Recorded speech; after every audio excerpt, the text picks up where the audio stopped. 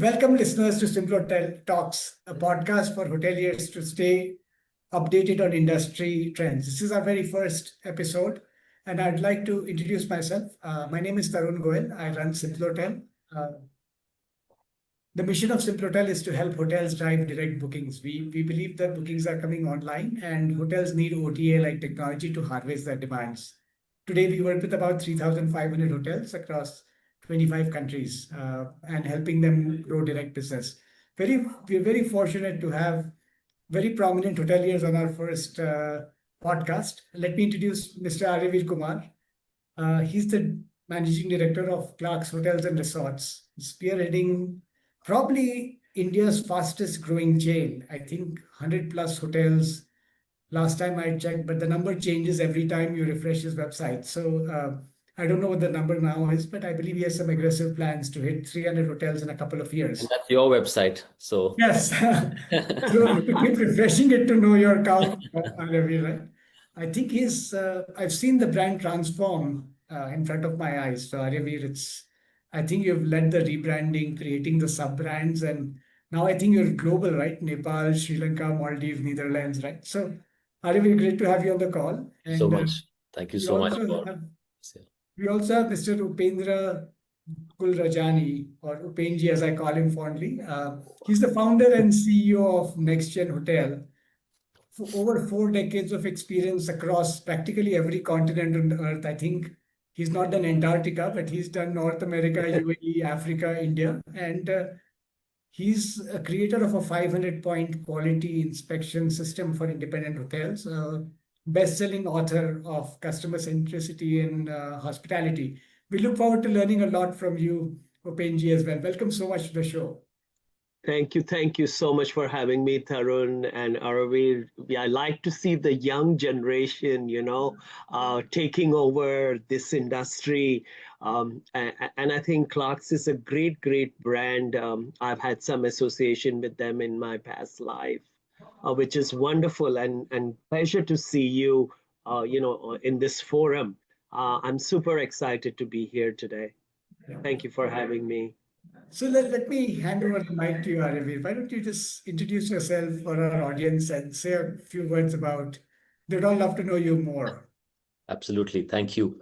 Thank you so much, Tarun, for, inviting me here. It's the first episode. And that makes it even more special, so thank you so much. And also I want to thank you for doing what you do and helping companies like ours actually get direct bookings, because we've seen it firsthand, right? So thank you again. So a little bit about me and a little bit about what we do. So we're the Clark's Hotels and Resorts. We run a hotel management company where we operate hotels for different hotel owners, predominantly across the mid-scale and the upscale segments in India. Yes, we have ventured out into Sri Lanka and Nepal and tried to do something in the Netherlands. It's still under process, but yes, predominantly we are operating out of India. We have a couple of brands within the portfolio. Some upscale brands, some mid-scale brands.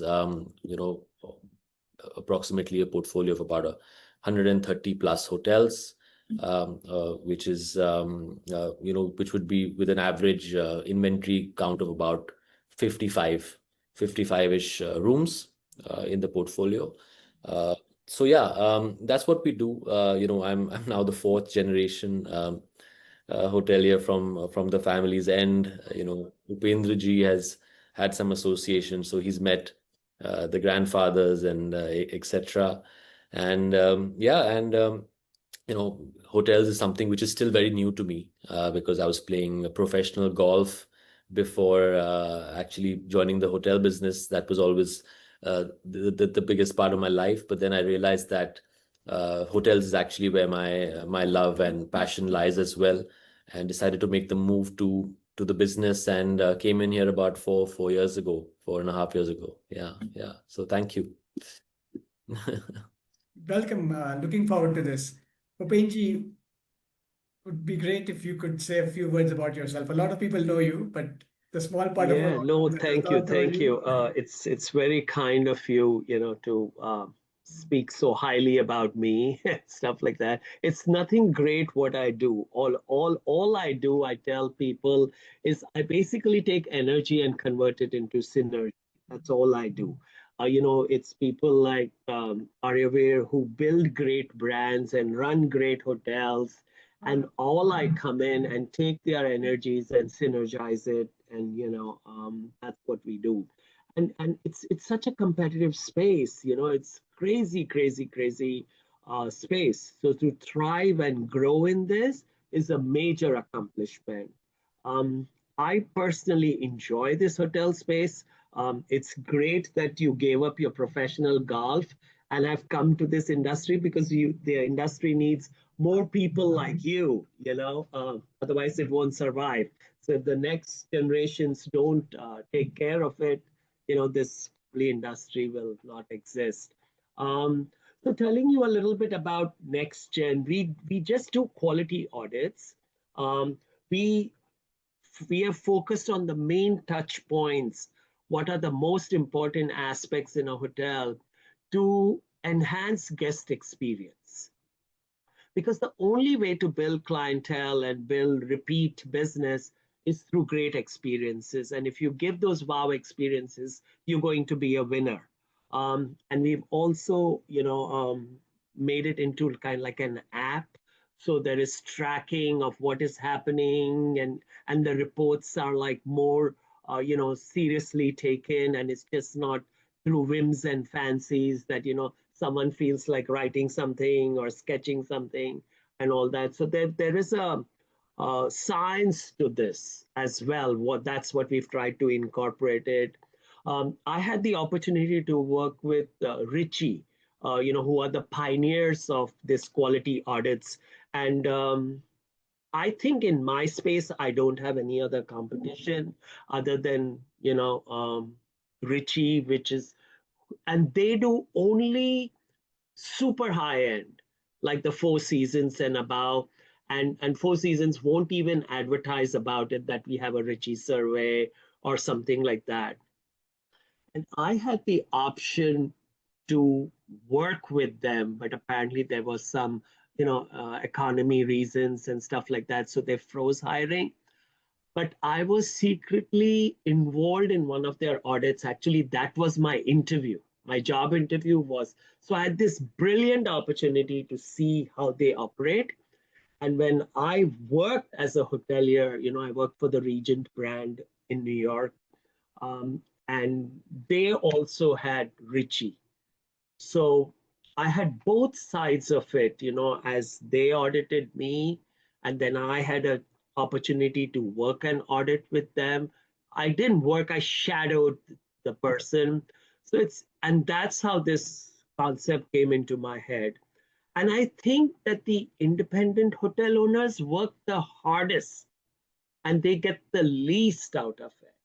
So that really saddens me, because the big boys, they have unlimited budgets, unlimited everything. They have quality departments, they have training cells and everything. But the independent hotelier who works so hard has nothing. And for him to have these kind of departments is very, very expensive, extremely. So I offered this service. Um, I have scaled to the level I want to. I could scale further. Um, no plans yet to scale like crazy or anything like that. If I meet 100 good people and if I can make 100 contributions, I'm fine. So that's me in brief about next gen hotels and resorts. Welcome, Upenji. Thank you. Thank you. Okay, so we'll start off with some fun questions, and this is sort of like a rapid fire round. And I'll start with you, Upenji, right? Huh. What is the one app that you can't live without? The one app I can live without. I like Insta. Insta. Tell us Yeah. more. How many hours? It's so vibrant in a one shot. You come to know everything what's going on, every space, whether it's music, whether it's food, whether it's people. It's one of my favorite apps. I start my day with Insta. I make sure I post regularly on it. It's my networking. It's everything. That's Fantastic. me. I should get on Insta. I'm not a Yes. user of Insta. Must, Oh, Arun, really? must get on Instagram. Okay, Aryavir, the next one is for you. Yeah. If your hotel brand had a mascot, what would it be and what would it say? Ah, this is a tough one. I don't think it's a rap anymore. It's more like a a paragraph. Uh, I don't know. I think maybe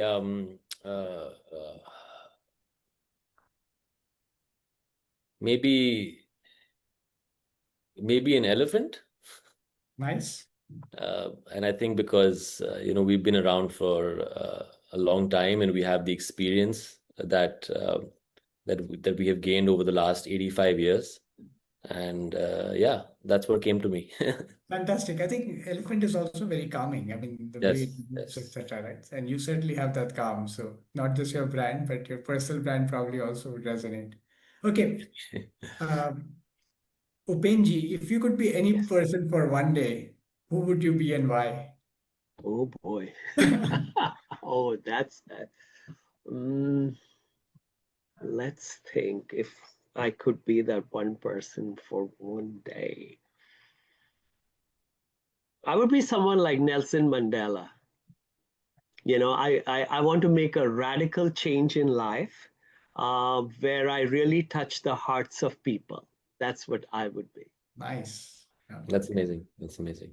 Aravind, next one's for you. Yeah. One guilty pleasure hotel amenity that you always say yes to. I mean, I'm always jealous of you guys, right? I mean, when we go to hotels, it's for fun. You guys get Oh, to experience it every day. So, what is that one guilty pleasure hotel amenity that you always say yes to? so it depends on the hotel that I'm going to. Yeah, Let's say if I'm going to, let's say a leisure or a luxury property, I would probably, make sure that I carry enough of the shower gel back home. nice. So, Those are very enticing. But and like some of the brands out there are now using some really, really premium, expensive stuff. Like be it, Fairmont and the Oberois. They're all using like these perfume French brand shower gels. So, it's like you can't get enough of them. nice, nice, nice. Upenji, the next one is for you. If Uh-huh. your brand were a movie title, what would it be? If my brand was a movie title, What would it be?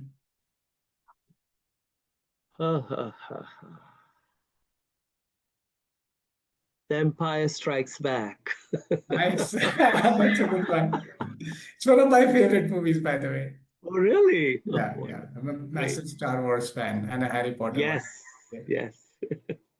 Hariveer, last one for you. If you could have one superpower, what would it be? I think it would be flying.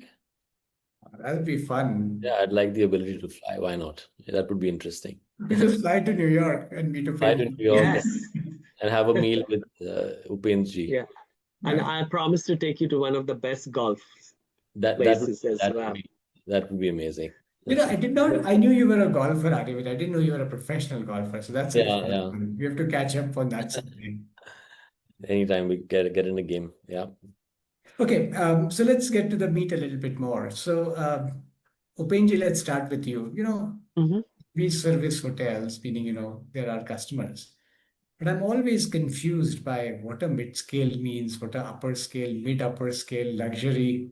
Can you explain this to our audience? What is a mid-scale hotel in I today's Indian market or Indian, I mean, any market? That this, yeah. this is a very interesting question, and I'd love to I'm hear just confused. Like, if somebody maybe asked me this, like there is mid, upper, upper, upper.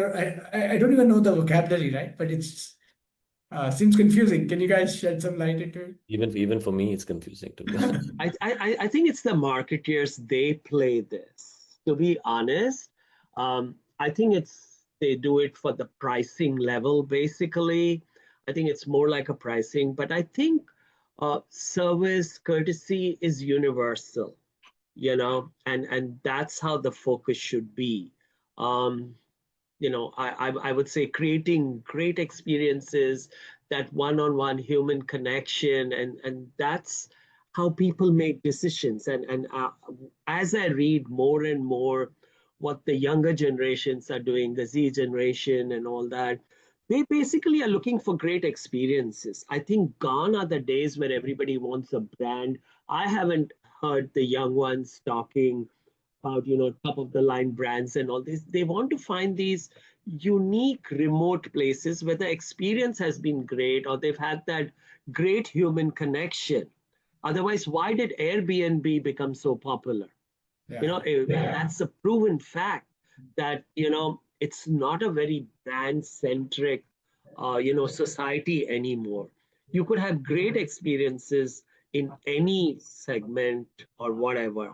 But, the marketers, they want to play, like star reports and stuff like that. They want to break down your revenue analytics and stuff like that. So I think it's just a game, to be honest. That's how I feel. And I always come up with radical approaches anyway, I don't like to follow routine norms or something like that and stuff like that. And they break it down, oh, because you have X number of, amenities or X number of facilities you offer, so you get upscale, you don't do this, your room sizes and stuff like that. I, I'm not a great fan of, those rigid compartments and stuff like that. If I have a great experience, I think go ahead, enjoy it, see what your experience is. That's how I would break it down. What would you add to that, Arvind? You have a spectrum of Yeah, hotels. the thing is that if I talk about India, right, every hotel owner, and rightfully so, thinks that their hotel is a Taj Mahal. Regardless of the size, regardless of the quality, for them it is like, the only thing, right? So, for us, being in the business, we understand the difference. We understand the difference between, a premium hotel and an economy hotel, right? So for us as operators, we have to be extremely careful in managing emotions of hotel owners, right? And not sort of categorizing, their sort of baby in a segment that they feel a little Yeah. bad about, So of course, in a lot of cases, a lot of brands do this. Economy is now kind of moved to mid-scale. So people who are sort of running economy hotels are now saying that they're running mid-scale hotels, right? Mid-scale has gone to upscale. So there is no sort of categorization. The brand themselves are categorizing what they are and what they feel they are. A mid-scale for a Clark's, will not be a mid-scale for a Marriott or an Accor or any other sort of group out there, right? So it is very, very it's extremely unstructured.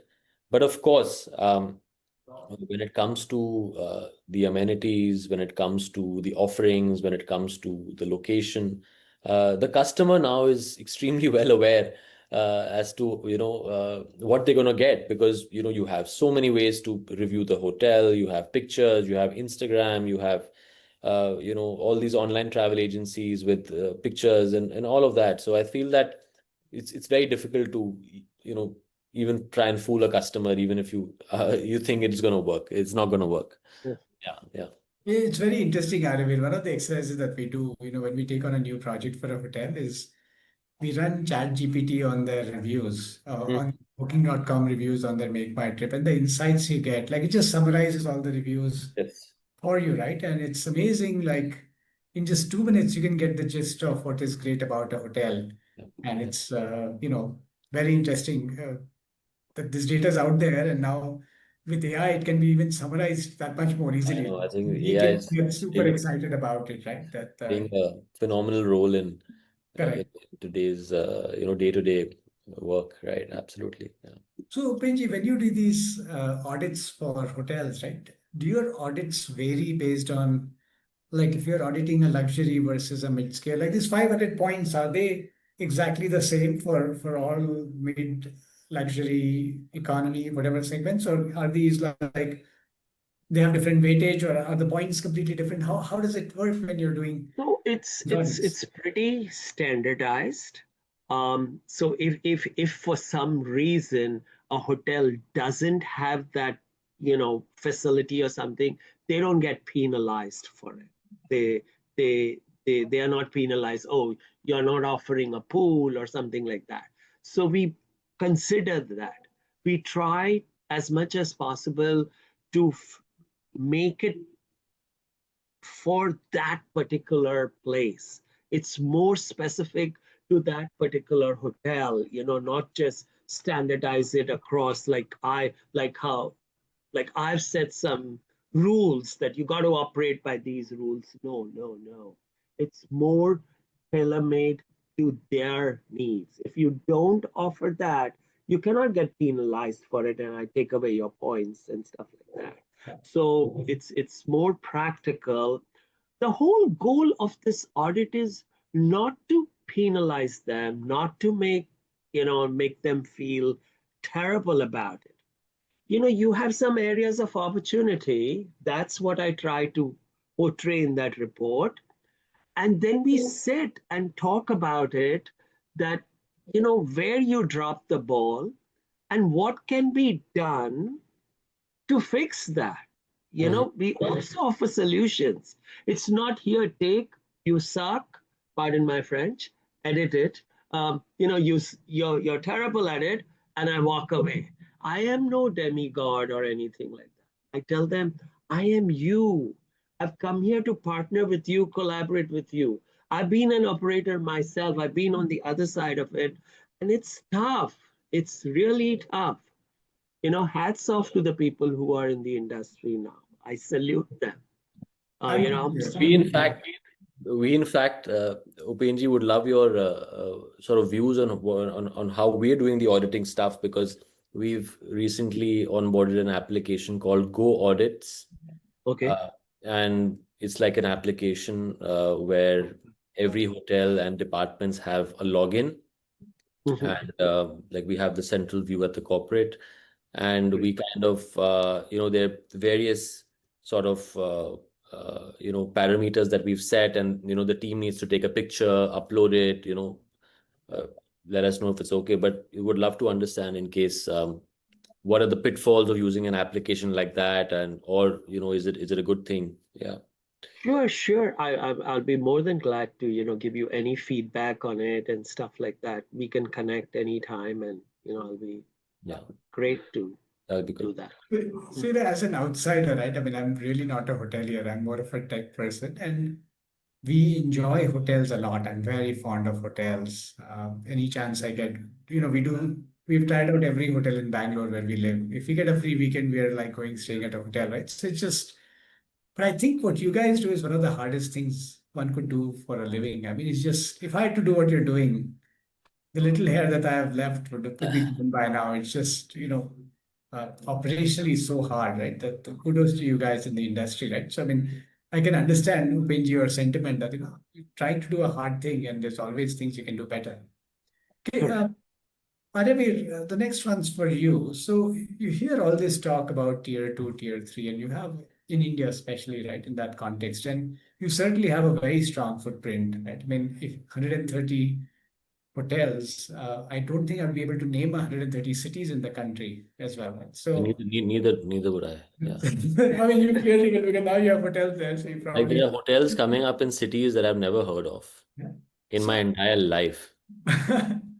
so tell me what's going on Mhm. here with So the I think that TNC? India is, of course, we know that it's the third largest aviation hub in the world now, right? Yeah, But the hotel supply doesn't really meet the demand, right? Because, for example, we have 180,000 branded rooms in India today.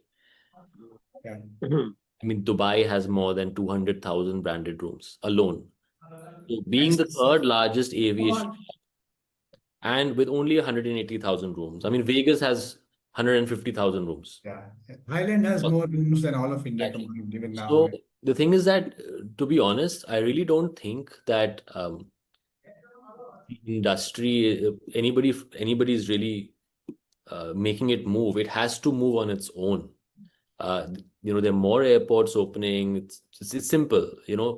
Hotel demand follows airline supply as well, right? And the routes that the airlines are opening out, right? So we are the third largest aviation hub, but the rooms are not really coinciding with the kind of air travel that's taking place, right?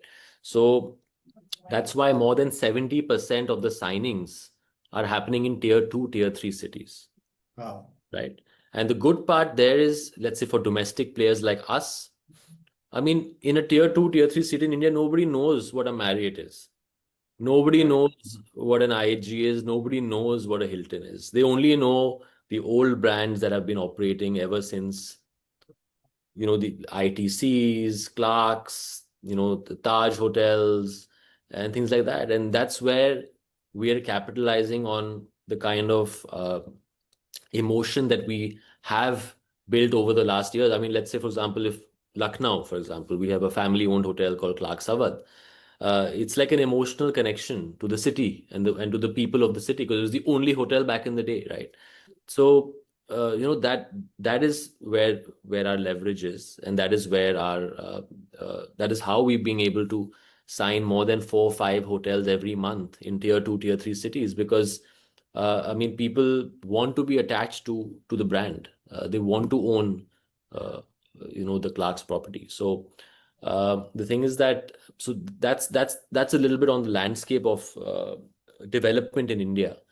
Now more and more players, especially international players, are tying up with domestic hotel players to actually get them on their distribution platforms to earn their fees, because it's so difficult to really go out there to a tier 3 city, which is difficult to reach, and actually do development in for an international brand.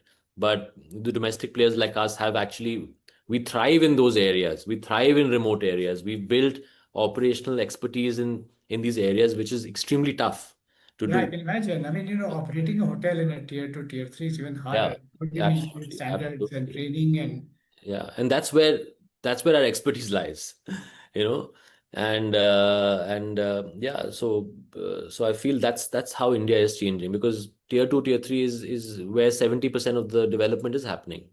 Yeah. makes sense. I mean, you're so right about the airlines. We've been focusing on the Caribbean, and last time there was a show in the Caribbean, and they actually gave an award to British Airways. And if you think about it, and you talk to the people in the Caribbean, that their guests are coming from the places where there are direct flights to those cities. So ultimately, for beds to fill up, there needs to be roads or highways or flights or trains that get there, right? And you're spot on there. I mean, I didn't connect the dots, but this is very insightful. Upenji, any thoughts on that? I mean, how does this shape up in the other I parts of the mean, this is continent? I like the part, you really bring a very valid point that, people do want to connect with the local player rather than, one of the Marriotts or the Hiltons and stuff like that. I think it's a great opportunity, and why not? Because I I I think the Indian players offer on par service levels, and you brought a very valid point of saying yes, people will have that emotional connection with your hotel in Lucknow, because that was the only hotel at that time, and that's what it is. And I think we are the pioneers of a service anyway, globally, on a global platform. My one question is, how do you find labor in these tier 2 cities and tier 3 cities? That is so challenging. I keep reading articles where hotel schools are not filling up their seats and stuff like that. So I think the bigger challenge is getting people to work in these hotels and then training them. I think that's the crazy part, That is a challenge. Uh, that is a challenge across the board. Attrition is also a major challenge, right? Because since Okay. India is an emerging country, of course, the per capita is not as strong as, of course, the economy is huge, third Correct. largest, fourth largest, but the per capita is still, developing, right? So, Right.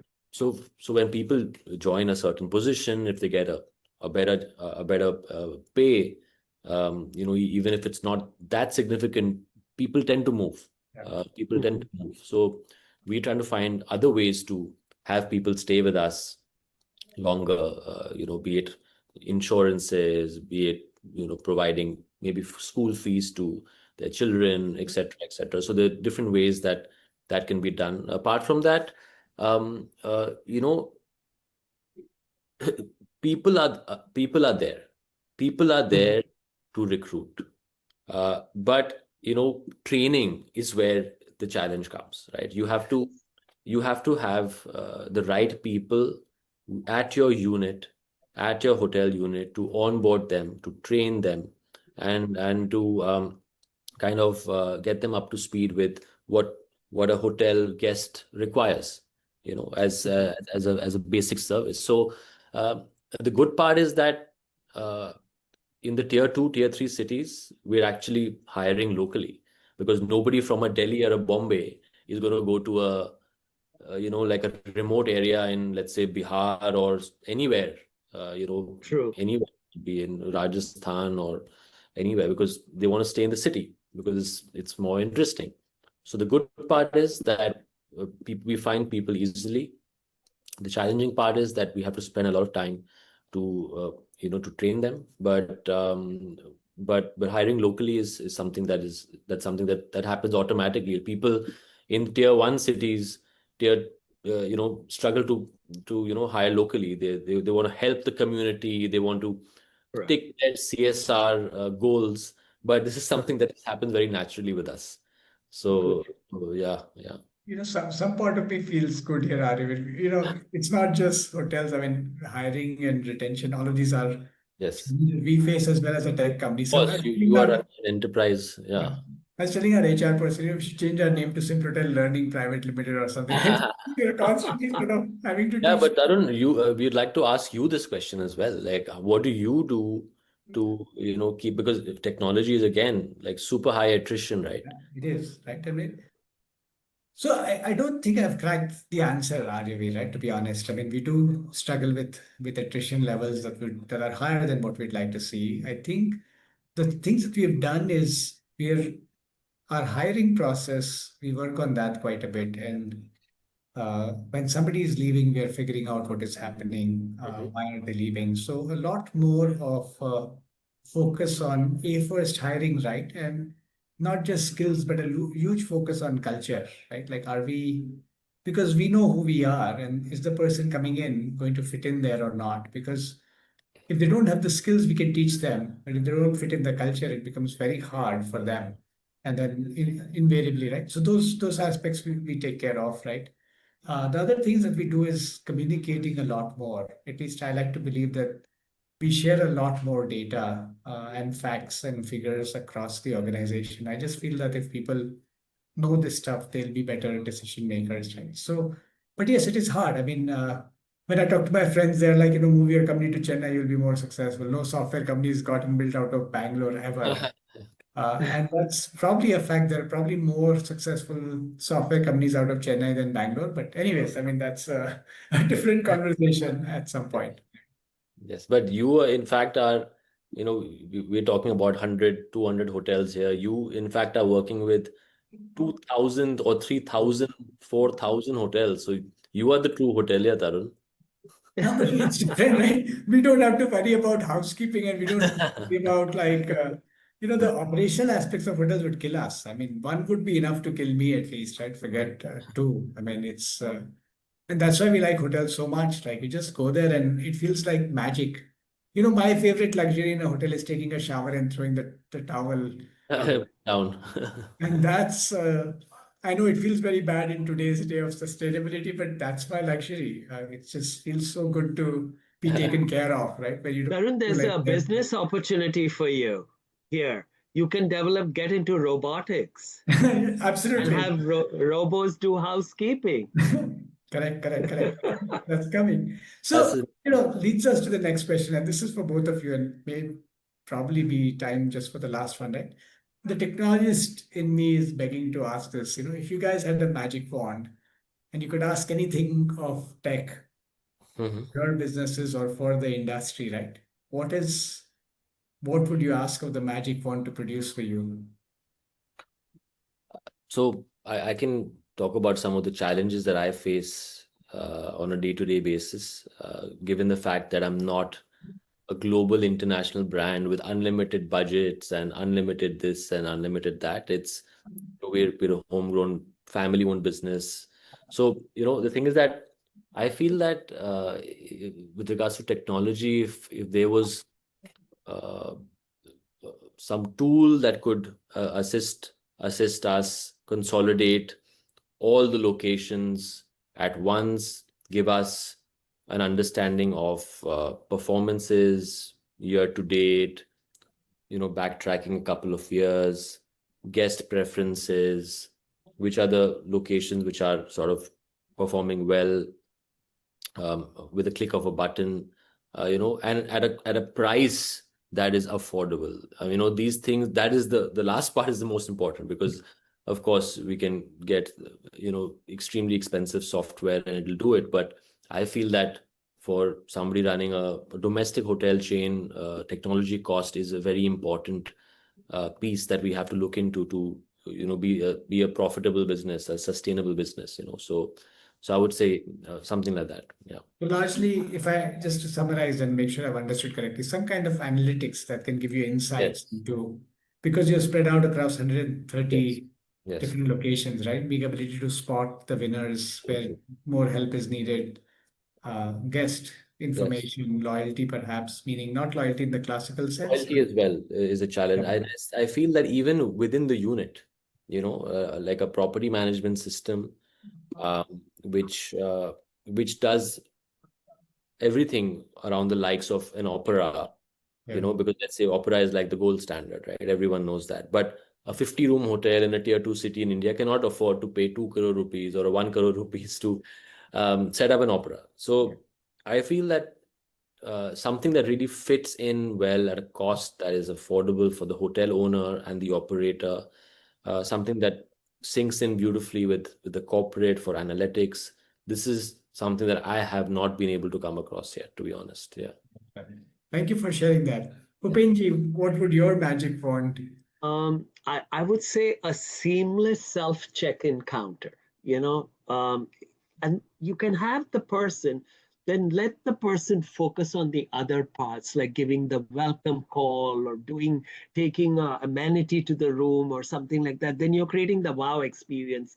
Don't involve your staff in the nitty-gritty of, the check-in and everybody has a cell phone, everybody has electronic locks and stuff like that. You do a self check-in and you get your key, open your room, go to your room, and then after that use the staff to wow the guest. So I would say a seamless self check-in.